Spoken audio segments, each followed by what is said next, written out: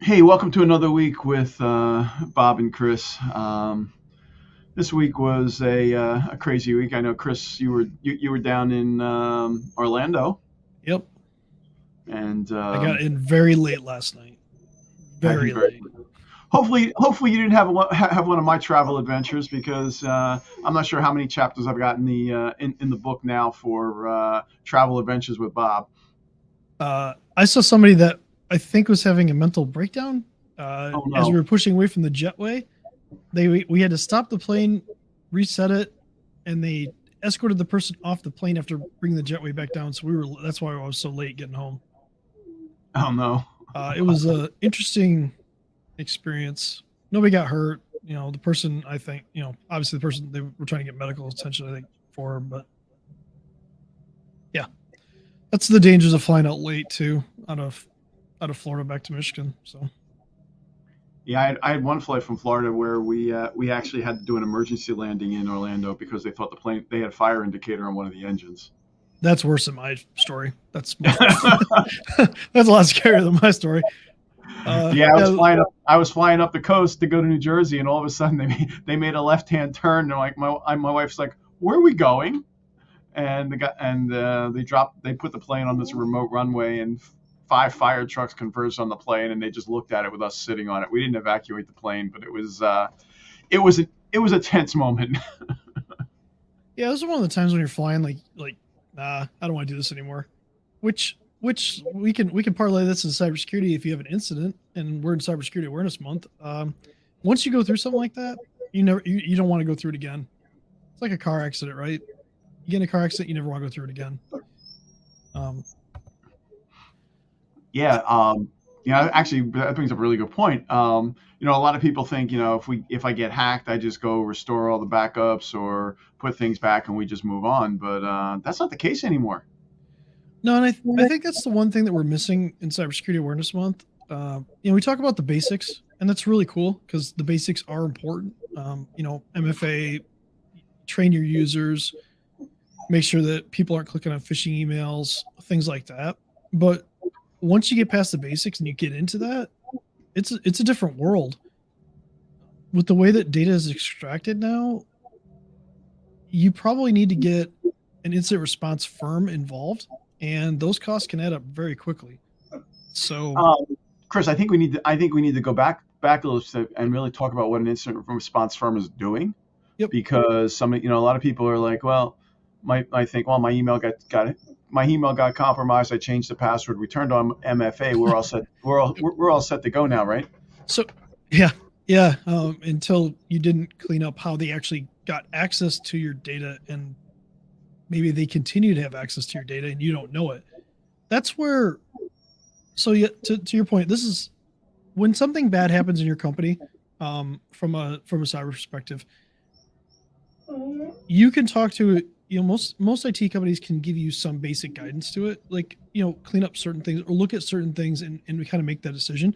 But for like Bob and I, like the longer we go and stuff like that, and the more you talk to like insurance companies, you start talking to like even government agencies, we need to refrain sometimes from actually doing an action because it could be compromising you as a customer or your ability to recover. And the point being is, if you have cyber insurance and we do something and it doesn't align with the cyber insurance, we could it could actually affect your ability to get a payment from them. So Yeah. if So, like Chris was saying, we focus on seeing if something's going on, containing it and suspending it, but we can't necessarily go start restoring everything to the way it was because now we're losing evidence. And these guys, the insurance companies want specific forensic things done, and your insurance policy will probably pay for the forensics, but you got to go through the process. And a couple months ago, we had one. It was a $10,000 business email compromise. I've talked about it in the past, but that was $35,000 worth of forensics for them to look at just the Office 365 environment. Yeah, so I think the easiest analogy for this is to compare it to a crime scene unit, right? So something bad happens. Um, the crime scene unit has to come up. They have to collect information. They have to collect DNA. They have to collect fingerprints. Maybe they're looking for like, if it's a gunshot situation, they're looking for like shell casings and things like that. They're trying to recreate and paint the picture of what actually happened, so that they can actually go to court and find the perpetrator, go to court, and get that person convicted.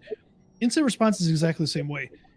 We can provide a lot of the data, but there's very specific processes that have to be followed to make sure that the evidence would stand up in court, or the evidence would stand up, in a situation like for cyber insurance. That has to be collected in a very specific way, and it needs to be done in a very specific manner and presented as such. So we focus on being like your defense team to a point, but sometimes you got to call on an expert that's even above us, that's specific to that thing. And incident response is really there. If you've had money stolen from your company, you absolutely need to hire an incident response firm. Absolutely. If your insurance company provides it, that's great. If not, we have resources that both Bob and I have access to that we can offer incident response through, but they're specifically done through a third party. And like Chris said, these are highly specialized resources, and just to get these guys engaged, we're looking at a $10,000 to $15,000 retainer, and then it's going to go north from there quickly. Yep. And for business email compromise, that's that. If you go into ransomware, they need to hang out in the environment to keep collecting data to make sure that the people are gone. And that engagement's going to be 30, 60, or 90 days. So if you get ransomware in your business, you can pretty much expect with an incident response firm, they're going to be in your network for 30 to 90 days, trying to make sure that the threat's been eradicated, and that the vector they use to get into your network to compromise you in the first place is closed. And well, you bring up a good point, because if you are able to determine that the threat actors are in there, and you open the incident and you bring in the incident response team, that's one thing. But I've heard of pieces where the FBI or Secret Service came knocking on the door of the business that said, you're currently compromised. Those next steps are not pretty. Sounds like you need incident response for Sadie. Yeah, Sadie's not happy because the guys just showed up to cut the grass. Oh, yeah. So that's a great point. Like if the government comes knocking, that's because you're on a lot of radars, and it may not be you being anything bad. It's just that you're showing up in dark web forums. You're showing up in certain other situations, and that's not a way to find out your data was leaked either. And I was actually, I was at an event. I guess it was right before COVID, where the speaker was talking about how a data breach affected his company, and it literally was the FBI came knocking on his door that said, your data is accessible on the dark web right now. And just the emotional drain on him, and the financial drain on ultimate financial drain on the company was. I was really shocked that this guy was taking the time to share, but really happy to hear the story.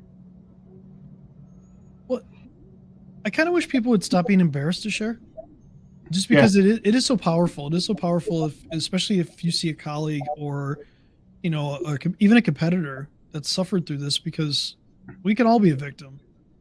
And when victims share their experience, it helps everybody be better together.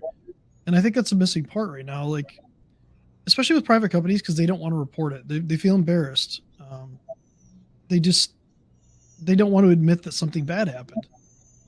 And unfortunately, you getting hacked isn't always your fault. Now, there are certain things you need to do to make sure that you're taking care of the risks in your business and things like that. But like sometimes you can do everything right and you can still get hit. Absolutely. And I know we've shared this before, but the average numbers that the FBI and depending on who you talk to, whether FBI or IBM, that the bad guys are sitting on these networks are still in the 100 to 200 days before people know it. Yeah, if it's not ransomware usually gets hit pretty quickly because they try to exfiltrate and they try to hit you. But if it's not ransomware, if it's something deeper than that, they're sitting there a long time. The dwell time is a lot longer. Yep. What Bob said. And The other thing is, you've got the cyber insurance, and with the dwell time, these guys are going around looking for things. We've seen cases where the threat actors asked for the exact amount the people had for their insurance, or in their bank account, and yeah, because they saw it. yeah, actually, the insurance guy I had lunch with yesterday said that the incident response teams he's been working with have actually been working with negotiating with the bad guys to get the ransoms down lower. So, well, we're on the precipice too. We talk about ransomware and encryption, things like that, but in the future, there probably won't be any ransom. Well, there might be a ransom, but there won't be any ransomware. It's trending towards they get in your business, they steal your data, they then just basically delete it instead of just encrypting it. They just delete it and the backups if they can, and then they're like, "Oh, here's your ransom if you want your data back." And mind you, they still have all of your data. They've exfiltrated it. You look at LA school systems, they had I think 500 gigs exfiltrated. To not notice 500 gigs being taken out of your network, now it depends on the overall time factor. If they're in there for 100 to 200 days, like Bob said, you can siphon that data off very slowly where it probably wouldn't be noticed. But if they're trying to siphon it off very quickly, let's say like 5, 6, 7, 8 days, there should be some sort of monitoring that should be done that can notice that. But again, if in the future, they're probably just going to destroy the data. It's not even going to be an encryption thing. They're just going to destroy it. And then you're sitting there with, if your backup's destroyed and your actual data is destroyed, is your business destroyed? Because even if you pay it and you get your data back, they still have a copy of it. But I deleted the files. It's okay. Yeah, right. Yeah. Well, that's a lot of stuff for people to think about. Really, Chris and I are really trying to say this week is have an incident response plan, and don't expect that you're going to have your IT guys come in and put everything back the way it was before, because you do need to figure out how they got in there and how the bad guys got in the first place, and what you need to do going forward. But there's the incident response also triggers other alerts that need to happen for notification and review of all that data that they had access to. So that's why the price is going up, and that's a good topic for another week, because I was just saying, recap, get the basics done. This month is all about the basics, right? Yep. This month's been all about the basics. Get that stuff done. The next step beyond that is what Bob said. You need an incident response plan. You need some policies in your business to dictate certain things, and you're probably not going to be able to do it alone. So engage somebody. It doesn't have to be us. It could be a local cybersecurity expert. It could be a cybersecurity company. Most IT companies that you're going to deal with probably don't have that expertise. So keep that in mind. You may have to go to a third party to get help. Even if you love your IT person, that's great, but you should probably have to go to a third party to get help for this. So just keep that in mind. Before Sadie chews a hole through your door. Sadie is just about trying to figure out how to look out the window because she heard something else outside. So. All right. Okay, Chris, I will catch up with you next week on the call, and we'll go from there. Sounds good.